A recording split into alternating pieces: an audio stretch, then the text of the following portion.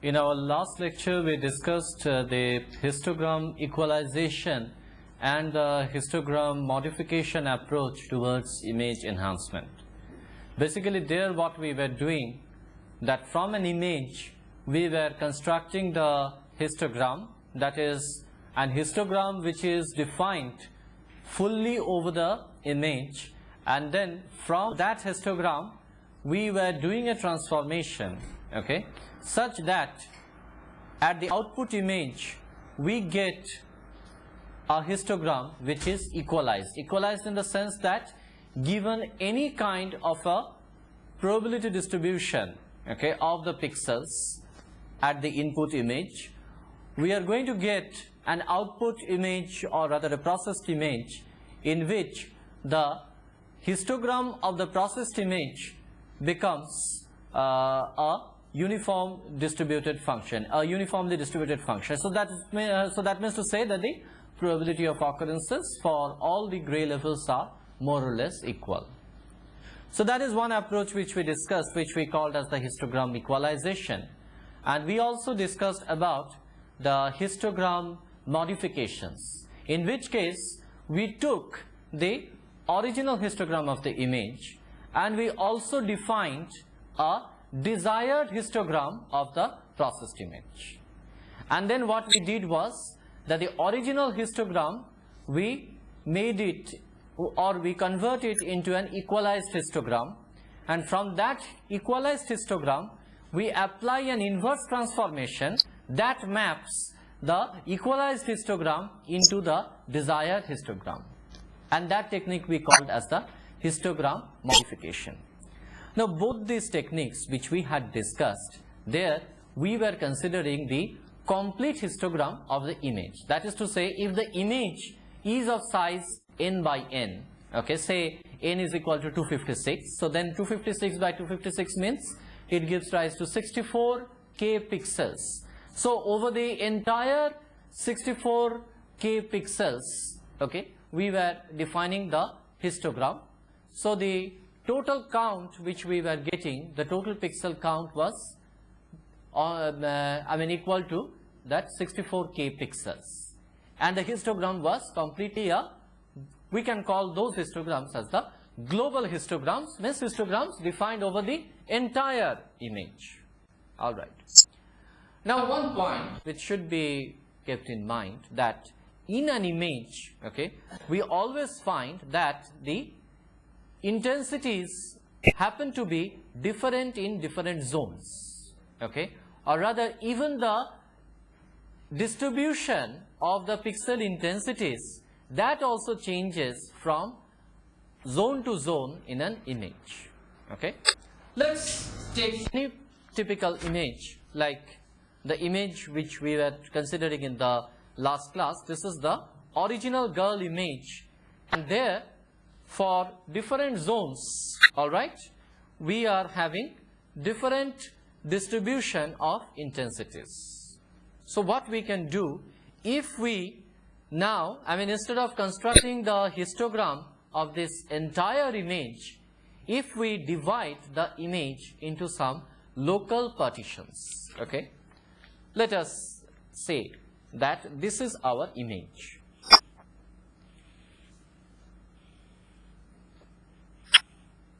Now what we are going to do is, this image we are going to partition into several zones.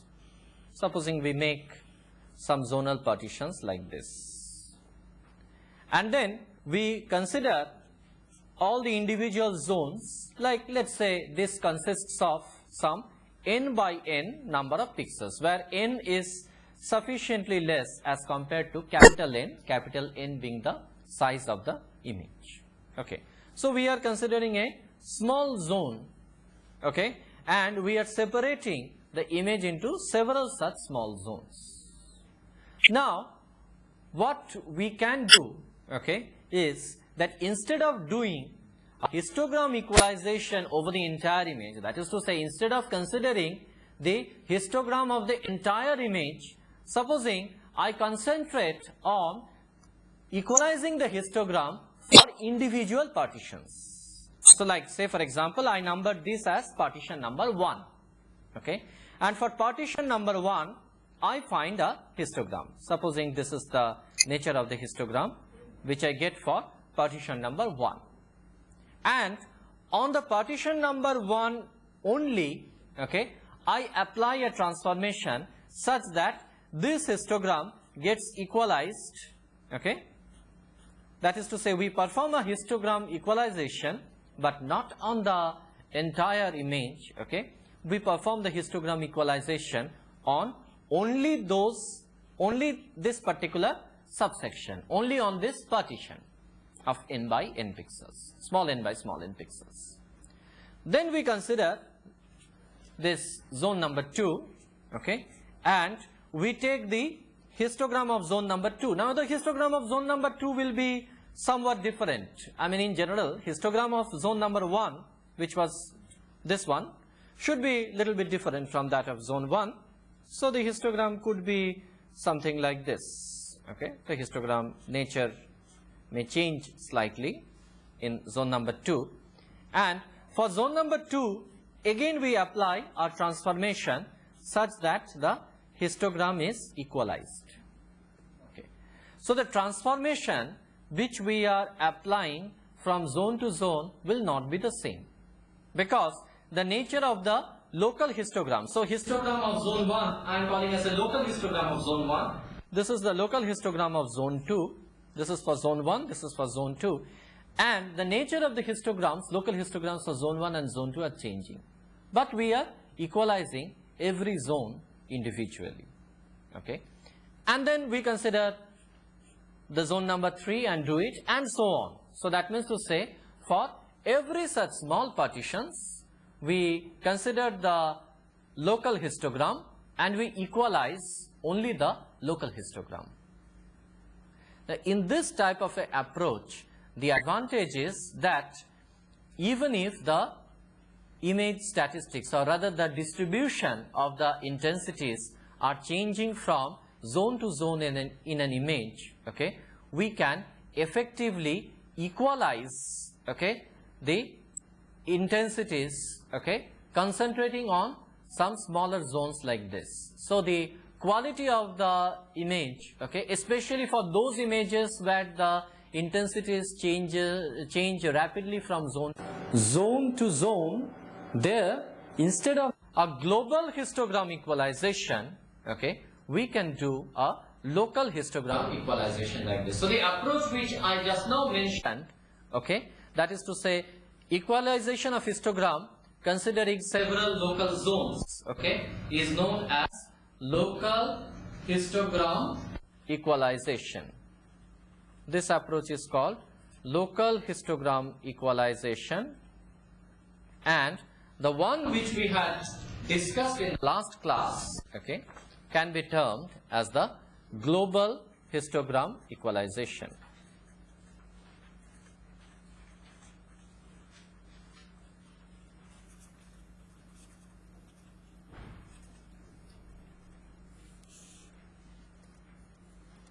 Okay. Now,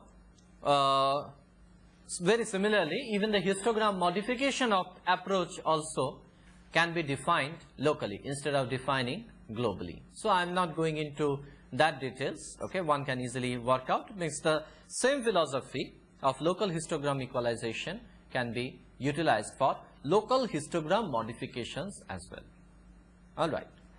Now, today we are going to discuss about the spatial filtering of images. This is the topic for today, spatial filtering of images. Now, before we discuss this aspect, let us go over to the transformation function which we were considering in the last class. For the processed image, let us define the intensity as Vmn. I am writing Vmn as the intensity of the processed image, and I am writing the intensity of the original image, or rather the input image, as UMN. Okay, and we are applying some kind of a transformation function T, okay, over UN, such that we get the processed image intensity VMN. All right. In the last class, okay, I mentioned that this function T, this transformation function T, is defined, or rather this function T has got a domain of operation, okay, and that domain is usually a small neighborhood centered around the pixel under consideration. That means to say a small zone centered around this pixel Mn, okay. A small neighborhood area centered around this Mn is the domain of this T, okay. Or rather, a neighborhood region around Mn is considered in order to determine the pixel intensity at the position Mn for the processed image. All right. In the last class, I said that the domain of that neighborhood operation, okay, can change. The domain could be a small domain, it could be a very small neighborhood region, it could be a larger neighborhood region as well. Now, in the last class, what we considered was a very small domain, okay, or a very small neighborhood area, and we rather took the smallest neighborhood area, and that was what? That was a 1 by 1 space, okay. That means to say we considered only the pixel Mn.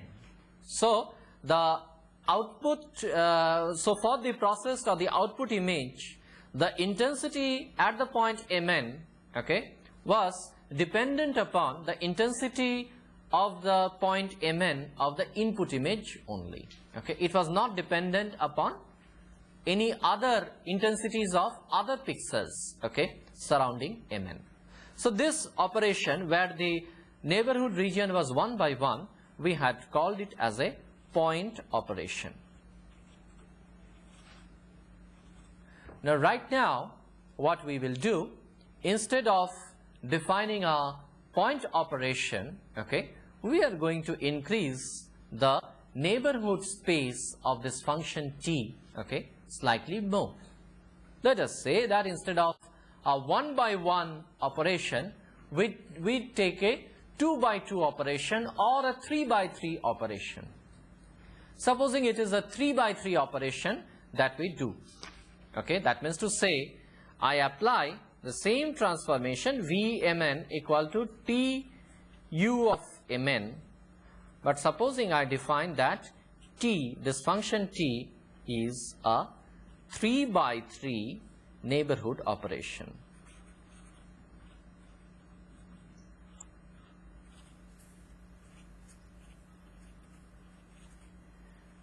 If I define this to be a 3 by 3 neighborhood, then obviously V of Mn is not dependent on U of Mn alone. Can you tell me which are the points on which it will depend? It will depend on U m minus 1 n. It will obviously depend upon U Mn. It will also depend upon U m plus 1 n. It will depend upon U m n minus 1. It will depend upon U m n plus 1. It will depend upon U m plus 1 n plus 1. It will depend upon U m minus 1 n minus 1. Okay, and anything else? Obviously, I did not consider U m minus 1 n plus 1 and U m plus 1 n minus 1. 1, 2, 3, 4, 5, 6, 7, 8, 9. There are 9 pixels, okay, and the value of Vmn is dependent upon the intensity values of all the 9 pixels, okay. Instead, I could have considered a 2 by 2 neighborhood operation, in which case I would have said it is dependent upon U m plus 1 n and umn or umn plus 1, um plus 1, n plus 1. That is to say, considering 4 points only in a 2 by 2 neighborhood. If I consider a larger neighborhood, a 4 by 4 or a 5 by 5, 6 by 6, 7 by 7, I can consider larger areas. Okay, but this is how the neighborhood operation will be defined. Now, the type of spatial operation which we will consider at first, okay, is what is known as spatial averaging.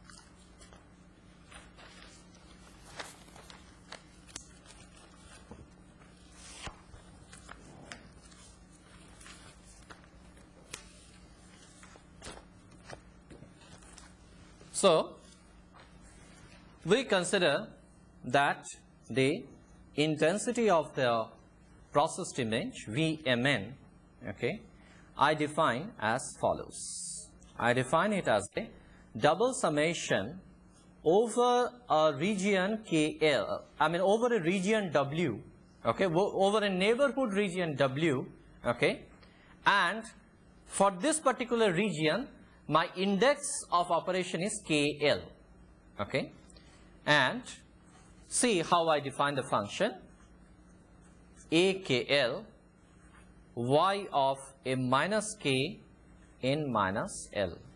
Rather, what I am trying to do is that I take y of mn as the input image. All right, and I take, which I have already said, v of mn as the output image. All right, and W is a window, or rather a neighborhood region. All right, and AKL, this is a new term which I am introducing over here. AKL is nothing but a filter, or it's a filter of a very small size. Okay, it's a filter which is defined only over this window W. Okay, over a window W, I define a filter AKL. Okay, what it simply does is that this intensity, the intensity at the point m minus k n minus L is simply multiplied by this AKL term. So, what kind of a spatial operation are we doing? We are doing a two-dimensional convolution operation on this. Okay, just try to recollect our definition on the 2D convolution.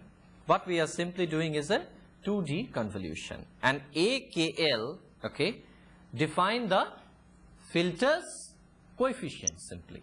So, AKL are the filter coefficients.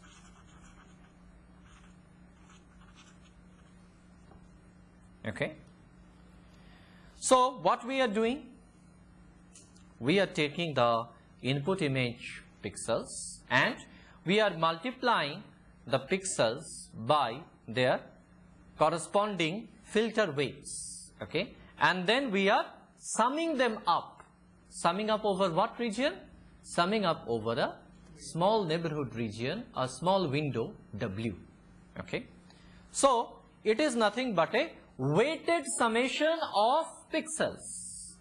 What we are basically doing in this particular equation, okay, the physical interpretation of this equation is that we are doing a weighted summation, okay, over the window W. Okay. And by performing this weighted summation, I am computing the intensity value of the processed image at a point Mn. Okay. So, since it is a weighted summation, I am doing some kind of a spatial averaging. Need not be an average in the true sense, but I am just adding up all the pixels. So, this approach I will call as a spatial averaging. Okay. I think once I illustrate this with a very simple example, you will immediately understand that what exactly am I trying to do over here. Let us take some example. I take an image. The question is that how do we get the filter coefficients? We will come to that. Okay, we will be discussing about that. All right, let us consider a very simple case. Okay, I go back to this equation, and you assume that all the filter coefficients are equal to 1 over this entire area W. So that means to say AKL, consider that AKL is equal to 1, okay, over the window W.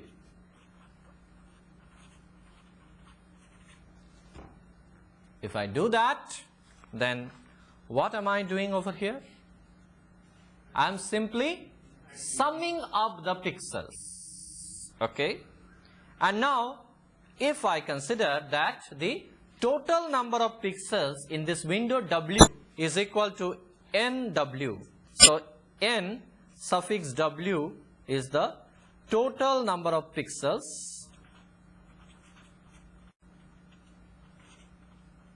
in the window W, okay.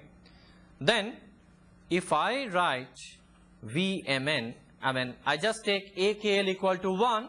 In that case, I can just simply write KL belongs to the zone W, Y of M minus K N minus L, okay, and this entire thing I divide by W, okay, rather multiply by 1 upon W. If I do this operation, what am I doing? I am simply averaging over the particular window W, okay.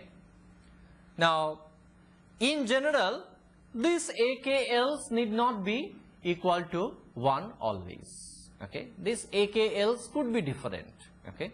But when AKL is absolutely equal to 1, then this is what we will do.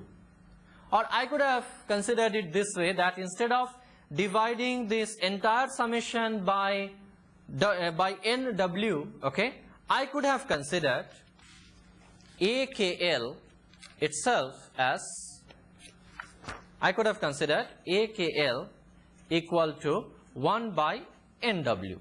If I had done that, then simply I could have written V of Mn equal to summation KL belonging to W and AKL. Obviously AKL is becoming 1 upon NW. It would have resulted in the same thing, M minus K N minus L, okay. Then I would not have considered any multiplication factor of 1 upon NW over here. So this is the spatial averaging operation, and let us see that how this spatial averaging is done, okay, over a window.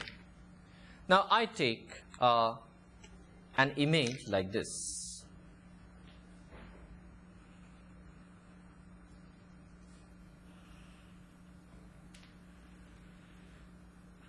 Okay, this is the input image, and let us say that this is the output image array.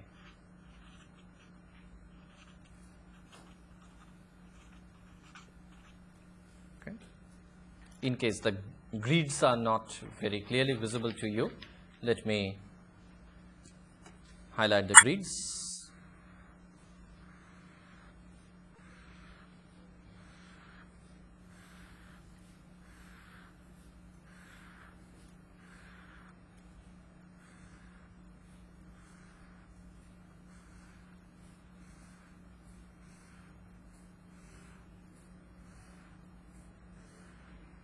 And for the output image also, we are going to have exactly similar grids.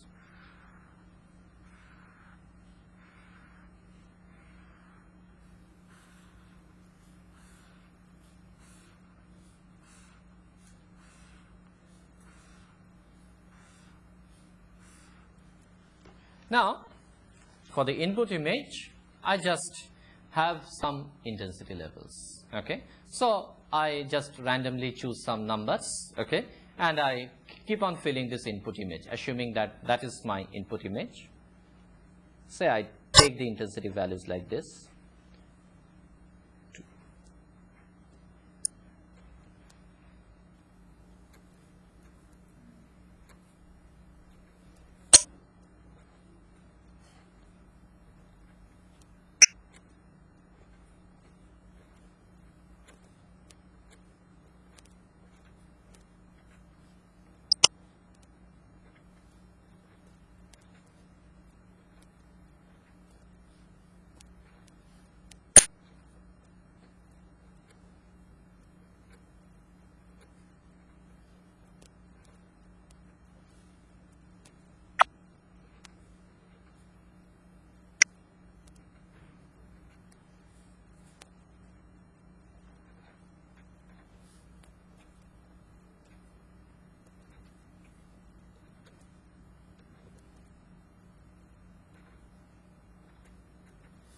Okay, like this, so on.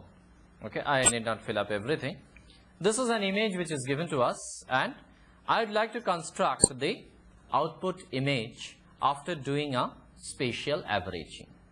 And let us say that my spatial averaging window size, okay, the size of W I choose as a 3x3 window. Okay, so a 3x3 window will be something like this. This is a 3x3 window which I have placed. Actually, this window is centered around this particular pixel, okay, which I am finding is having an intensity value equal to 7, okay, for this particular window. Now, what I do, I first start with the top left pixel. So, I consider this top left pixel first, okay, and my window center should be first positioned over here. So, I position my window center, okay, at this pixel whose intensity value is equal to 2. Now, one difficulty which I am finding, that this window is exceeding the boundary of the image. And mind you, this is a very typical problem which you are going to face in image processing operation. Okay. Now, what you can simply do is, a simplest solution which most of the times people adopt is that don't mind if your window exceeds the image zone. For the pixels which are non-existent, like this position, this position, this position, this one and this one, the pixels are non-existent. So, take their intensity values as equal to 0, okay, and then proceed. So, when the window is positioned over here, okay, what is going to be my local averaged value? 2 plus 4 plus 6 plus 7. So, 6, 12, 19, okay, and I am going to divide this 19 by how much? 9, because there are totally 9 pixels within the complete window. So, it is 19 by 9, okay. So, it comes to approximately 2 or so. So, I am just putting it into the nearest integer, so it becomes equal to 2. Now, let us position the window anywhere. Let us say that I am positioning this on this pixel, okay, that is to say whose intensity is equal to 7. So, I am circling this particular pixel and I positioned my window over here, okay. So, that means to say which pixel value am I going to determine for the output image?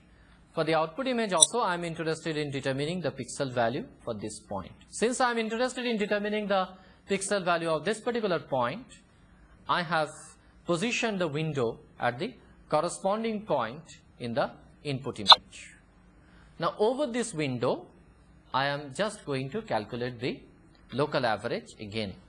Can you tell me that what is the summation of all the pixel intensities over this window? 39, okay, because it is 2 plus 4 plus 9 plus 6 plus 7 plus 3 plus 1 plus 5 plus 2, that becomes 39, okay. And since there are 9 pixels over here, okay, or rather the window size itself is 3 by 3 or 9 pixels within the window, it is 39 divided by 9, which comes to how much? 4. Okay.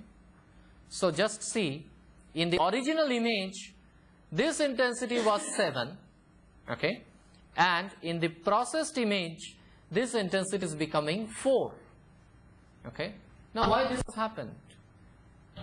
Because I somehow find that in the original image, okay, this 0.7, I mean suddenly I have got a pixel where the intensity value was equal to 7, but all its neighbors were, except for this pixel which is having an intensity equal to 9, all the other pixels were having relatively lower values, okay. So there is obviously an averaging effect which has taken place.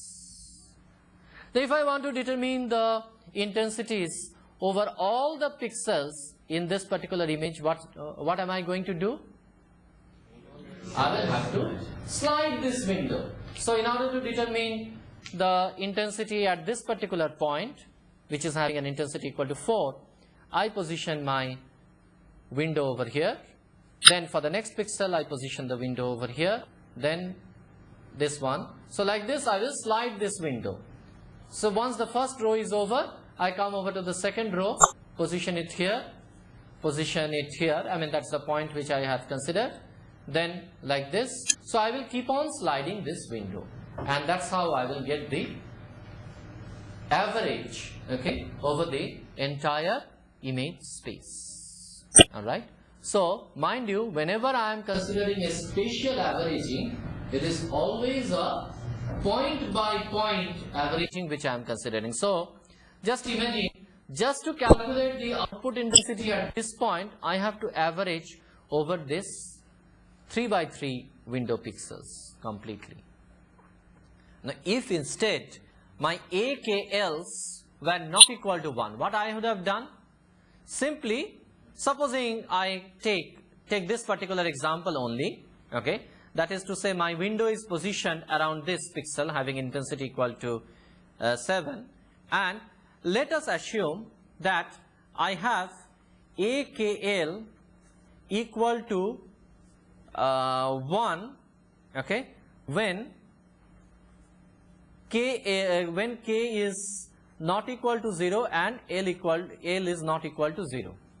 That means to say, I am considering AKL equal to something else. Let us say I consider that AKL is equal to 2, okay, when k is equal to 0 and L is equal to 0.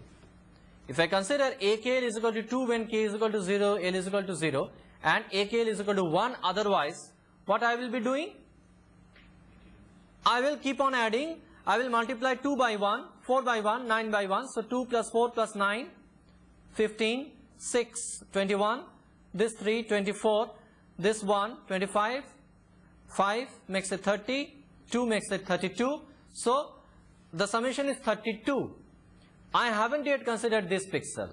This pixel is having a weight equal to 2 now, because I have considered that AKL is equal to 2 when k is equal to 0, L is equal to 0. Which is the k is equal to 0, L is equal to 0 position? The center of the window. So that is equal. So that is having an intensity value equal to 7.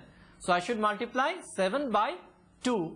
So that means to say 32 plus 14 makes it 46, and the pixel intensity value becomes 46 divided by 9, or rather intensity value equal to 5.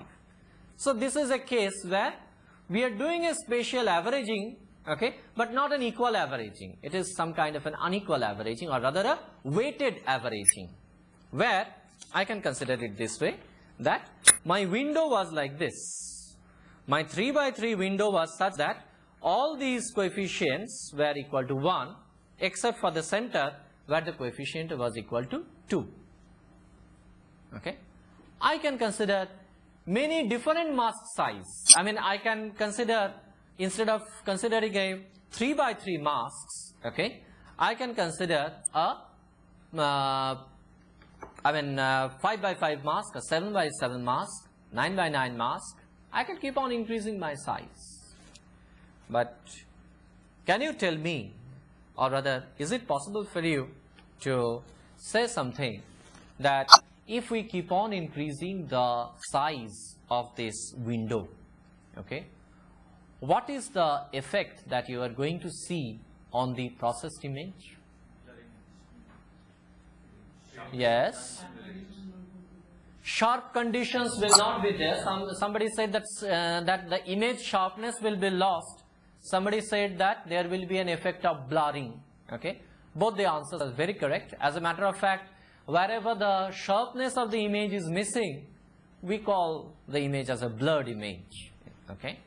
So, what made you conclude this? Basically, you had concluded this because more and more you are inviting the contributions of the other pixels to decide the value of a particular pixel. So, if a particular pixel has got a high intensity, that means to say, if there is really a sharpness in the image, sharpness means an image which can correctly reflect the changes in intensities. Okay. If the change in intensities can be reflected very sharply, okay, we will call those images as sharp images. So, if there are such images where there is a good amount of sharpness, there are sudden changes of intensities, those images if you take and do the spatial averaging, what you are going to do? You are simply losing the sharpness. So, does it mean to say that the spatial averaging operation is bad? That means to say that, have we discussed something which is not useful at all, a spatial averaging? Because if it blurs the image, okay, definitely we have discussed something which is not of use. But can you tell me that what is the positive point of this kind of a spatial averaging operation? There is a low-pass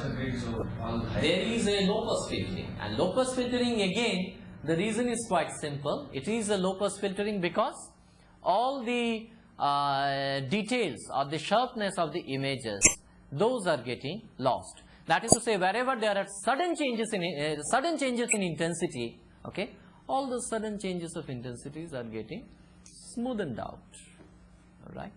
So, there is a smoothening, there is a low-pass filtering effect, and obviously low-pass filtering gives rise to blurring. But at the same time, as somebody rightly said, okay, that it is also true that if we have some noise present in the image, okay, they will also get smoothed out, okay, during this operation. Okay. Let us say that supposing we position the window at this particular point and the intensities here are 354, 214, 213. Now, this central pixel, I make the intensity as 11. It is now 354, 211.4, 213. So, that means to say that suddenly this pixel has, I specifically earmark this pixel. So, this particular pixel has suddenly a very high value. So, it is a noisy pixel. There is some amount of noise, as a result of which it has suddenly become 11. And I apply my local averaging or the spatial averaging for this. Now, what intensity value will it assume? 3 plus 5 plus 4, 12, plus 2, 13, plus 11, 24, plus 4, 28, 30, 31, 34. The total sum is 34. 34 divided by 9 makes it roughly 4. And if I replace this intensity of 11 by a value equal to 4 in the output image, okay, tell me, is the intensity value 4 is inconsistent with the intensity of its neighbors? It is more or less inconsistent with its neighbors, because its neighbors are having pixel intensities as 3, 5, 4, 2, 4, 2, 1, 3. 11 is something which is unusual. It's as a result of noise. But in the processed image, I have eliminated that noise, or rather I have reduced that noise. Alright. So spatial averaging is very good and it's very effective for noise reduction, okay, and we can prove this mathematically as well, okay. Let us say that I represent the input image which I call as y of mn. Y of mn is the input image which I can write as u of mn, okay, plus eta mn, okay, where u of mn is, actually speaking, u of mn is the original image, or rather the original, I can say, noise free image, and eta of mn, okay, is a white noise, or rather a Gaussian noise which has been introduced on this pixel value at mn, okay. So I have added an extra noise component to the original noise free image, okay, and made it a noisy image which I am calling as y of mn, all right, and assume that this white noise, okay, which I have introduced is having a zero mean. So assume that the noise which I have introduced is a zero mean noise and its variance you consider to be sigma square eta. Sigma square eta is the variance of this noise, okay, and I have made this noisy image, I have created this noisy image which is y of mn, which is signal plus noise. Now I am going to do the spatial averaging on which image? Obviously on this y of mn. So on this y of mn I am going to do a spatial averaging, and in the process of spatial averaging what I am really getting is v of mn is the output image that I get, which is equal to 1 upon nw double summation, the expression which we had defined today only, index kl lying within w, u of m minus k in minus l plus eta mn, okay, u of m minus k comma n minus l plus eta bar mn I am writing. Why eta bar? Because what is eta bar mn? It is nothing but the spatial averaged value of eta mn. So eta mn is the spatial average. It is the spatial average of eta mn. We are taking the spatial average of the image. We should take the spatial average of the noise also, because this noise is an additive noise. So if we have taken in this term, we have taken the spatial average of the signal, and in the second term I have considered the spatial average of the noise. Now it can be very easily proved that this eta bar mn which I now have, okay, what is going to be its mean? Its mean is going to be the same, that is to say even eta bar mn is going to have a zero mean, but do you know what should be its variance? Since it is a sum of, since eta bar mn is the sum of all these noise terms, okay, divided by nw, okay, even the variance also will come down by a factor equal to nw. So I can write sigma square eta, okay, and I write sigma square eta bar. This whole thing I am writing as bar, indicating that this sigma square eta bar is giving you the variance of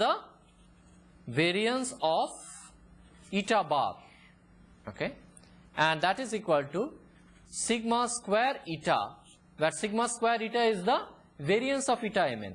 So this is nothing but variance of,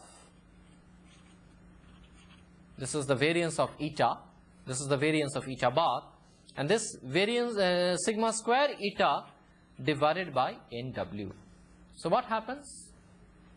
The variance comes down, okay, or rather the noise power comes down, okay. So the noise power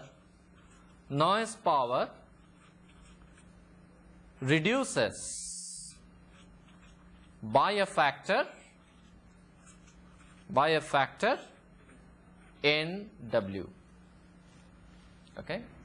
So as a result of that, the signal to noise ratio, okay, or rather which we call as the SNR, the signal to noise ratio goes up by a factor NW. Is that clear? So obviously we are reducing the noise, but at the same time, as somebody was saying, that if we do the spatial averaging more and more, definitely it results in blurring. That means to say what? Even the genuine details of the image will also get smoothed out, okay.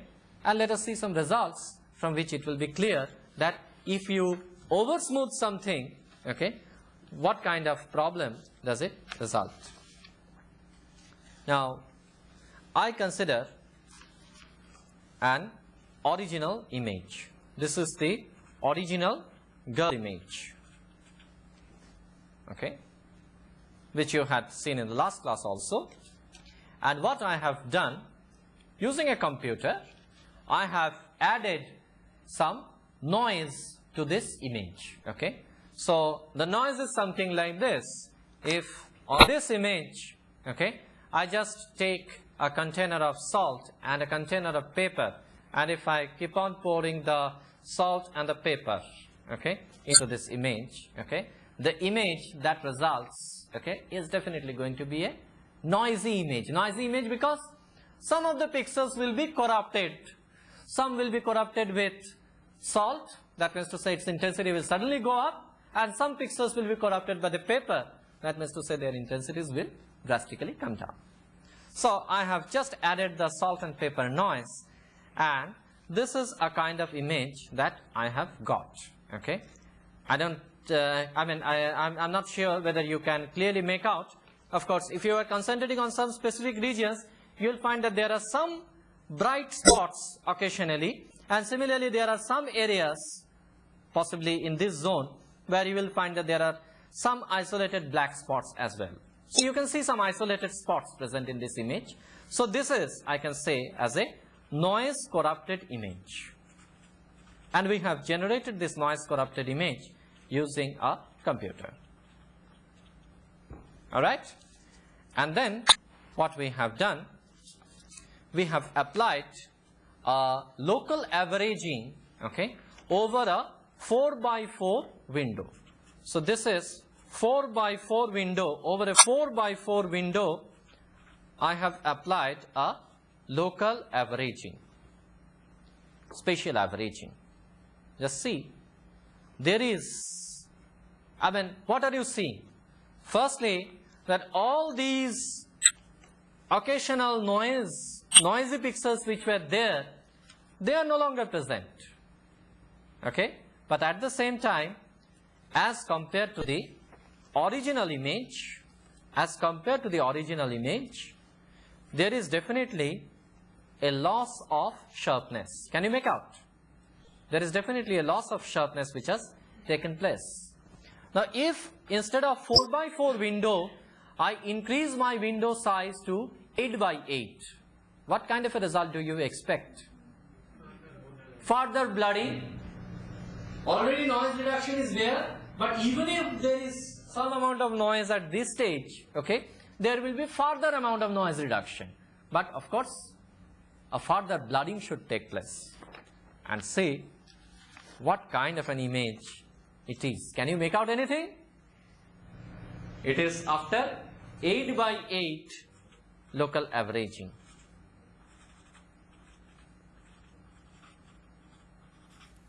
This is the way we normally look at any out of focus image, okay. If we have a completely out of focus picture somewhere, those kind of images will look like this. And we have got an image like this simply by doing an 8 by 8 local aperture. Alright, so this is one type of a filter which we had seen, where the primary use is for the reduction of noise. Okay. Now, we are going to see yet another kind of filtering, okay, which is also useful for noise reduction. But in this case, the filter which we have just now discussed, is it a linear filter or a non-linear filter? It is obviously a linear filter, because we are summing up all the, or rather we are doing a weighted summation, and we are summing up everything, dividing it by 1 upon NW. So it's definitely a linear filtering which we have done. Now I'm going to discuss a technique which is absolutely non-linear, and the operation is like this. I'm considering the pixel intensity for at the point Mn. So I'm considering V of Mn, okay, and I define V of Mn as follows. I define V of Mn as the median value, okay, over Ym minus k n minus L, okay, where as before the KL indices are for the window W. I again choose a window W centered around, okay, this Mn pixel, okay, and I call the index of these window parameters as KL, okay, and over this window I consider the median value. I think all of you are knowing what is a median. Let me just illustrate this with an example. Supposing I consider a window like this, a 3 by 3 window, and for this 3 by 3 window, supposing the values which I am having is 1, 2, 5, 18, 4, 3, 2, 7, 5. Now, what is the, I mean, if I now write all these intensities in the ascending order, okay, what does it result? 1, 2, 3, or rather 2, there are 2. So 1, 2, 2, then I write 3, then 4 is there, 5, there are 2 pixels, 5, 5, okay, and then I have 7, and then lastly 18. So I have just sorted all these intensity values in a non-decreasing order. So this is sorted in intensity values, sorted in non-decreasing order.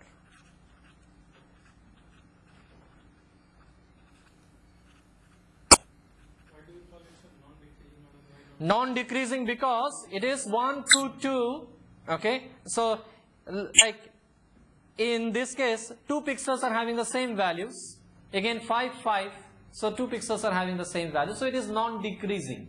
We can call it increasing. Well, increasing, I mean, some books and literature, they are, I mean, very cautious. They say that you can call it as an increasing sequence, okay, only when the k plus 1th element is higher than the kth element, okay. So let us be safe and call it as a non-decreasing order. So how many pixels are there? 1, 2, 3, 4, 5, 6, 7, 8, 9 pixels. Now what is going to be the median? The median is, okay, out of these 9 samples, the median will be the exactly the sample which is appearing at the middle, okay. So this one. So there are 4 on this side, 4 pixels on this side. So this 4 is the median value. So what am I going to do? I am going to replace this pixel with 4. Of course, in this example it is already 4. But supposing if I had got 4 over here and 18 over here, meaning if instead I would have got this as 1, 2, 5, then I would have got 4, 18, 3, 2, 7, 5. If my mask would have been defined like this, then what would have happened? Again, Median filtering means in the non-decreasing order I would have arranged it like this only, okay, and median would have been still 4. So I would have replaced this pixel value of 18 by a value equal to 4. And just see what I have done effectively. Again, this pixel intensity value of 18 is definitely a noisy pixel because it has got no relationship with the other pixels which are present in the image. Okay. So again, for the median filtering also, we are going to do a very similar thing. So, like say for example, if this is my original input image, all right, I am going to consider a window like this, okay, which I am going to slide, okay, and this output image, of course, this output image I was generating by local averaging, but this time I have to generate a new output image, okay, by median filtering. But so simply what I do, if I position this over here, okay, over this circled pixel which is having a value equal to 7, okay, what is going to be the median filtered output? The median filtered output is going to be 4, okay.